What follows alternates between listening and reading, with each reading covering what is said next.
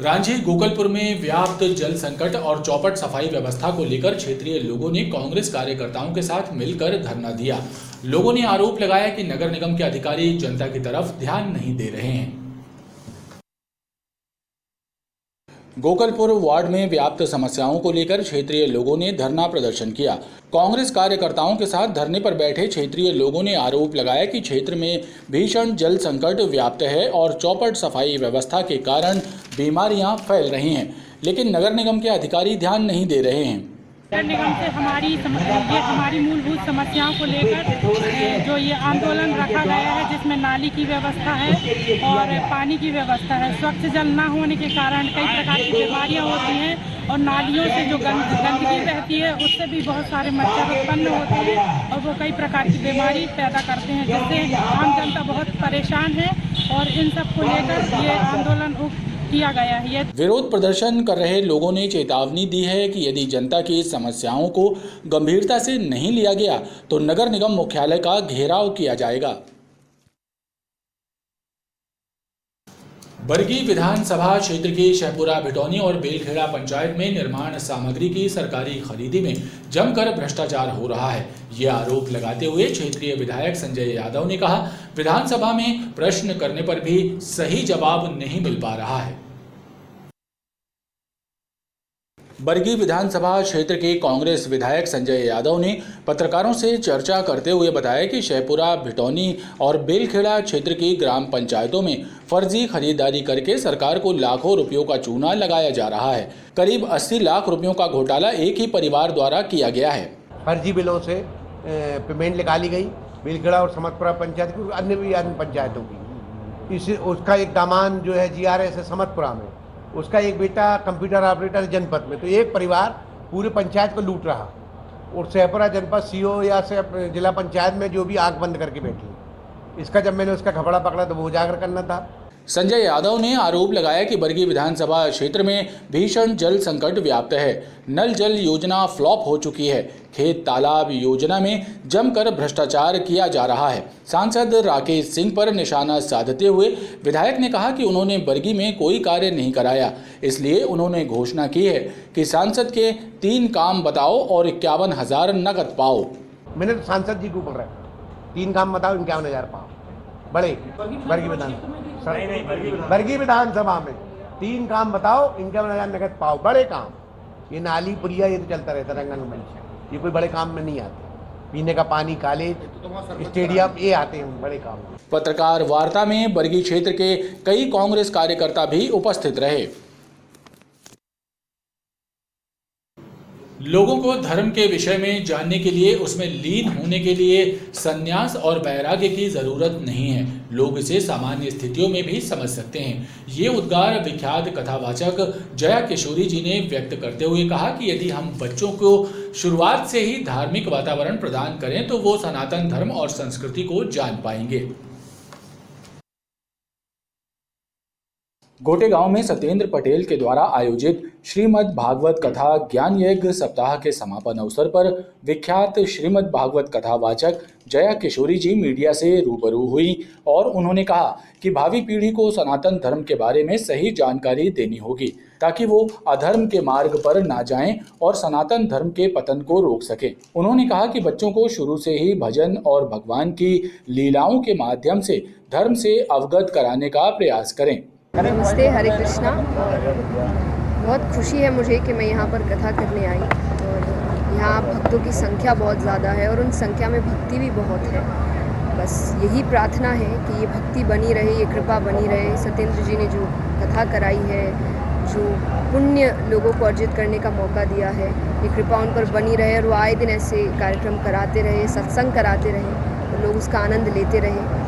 बस प्रार्थना यही है कि आनंद लेने के साथ साथ आप इन चीज़ों को अपने जीवन में भी उतारें, इन बातों को अपने जीवन में उतारें। खास करके युवा पीढ़ी, जब हम जानते हैं आज कंपटीशन कितना ज़्यादा है, चाहे काम में है, करियर में है, रिश्तों में है, हर जगह है।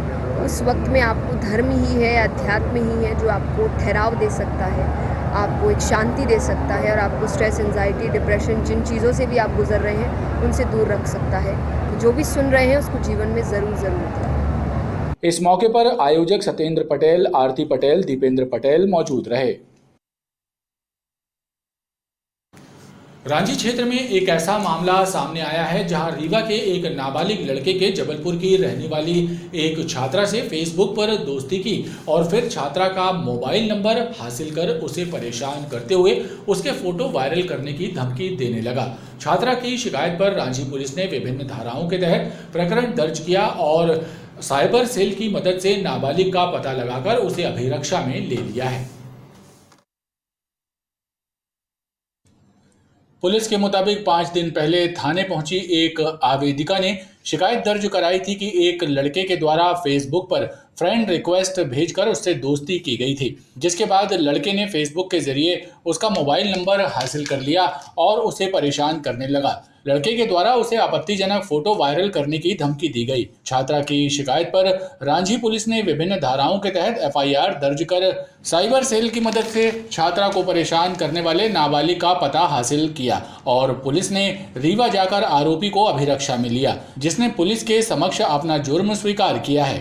10/5/2022 को फरियादिया के द्वारा थाने पर आकर एक एप्लीकेशन देकर FIR दर्ज कराई गई थी, जो आवेदन पत्र अवलोकन पश्चात प्रथम दृष्टया अंतर्गत धारा 354 504 506 507 IPC का अपराध प्रथम दृष्टया अनावेदक के विरुद्ध पाए जाने पर अपराध क्रमांक 500/22 पंजीबद्ध कर विवेचना में लिया गया था और उक्त प्रकरण के पंजीबद्ध होने के पश्चात विवेचना की गई, CDR निकाली गई और साइबर के आधार पर जो है अनावेदक की तलाश पता रसी करते ज्ञात हुआ कि रीवा जिले के अंतर्गत निवासरत है और जो कल दिनांक को टीम बना करके रवाना किया गया था और अनावेदक को जो CDR है उसके आधार पर जो है लाया गया है और उसके द्वारा स्वीकारोक्ति की गई है कि उसने फेसबुक के माध्यम से आवेदिका से संपर्क स्थापित कर उक्त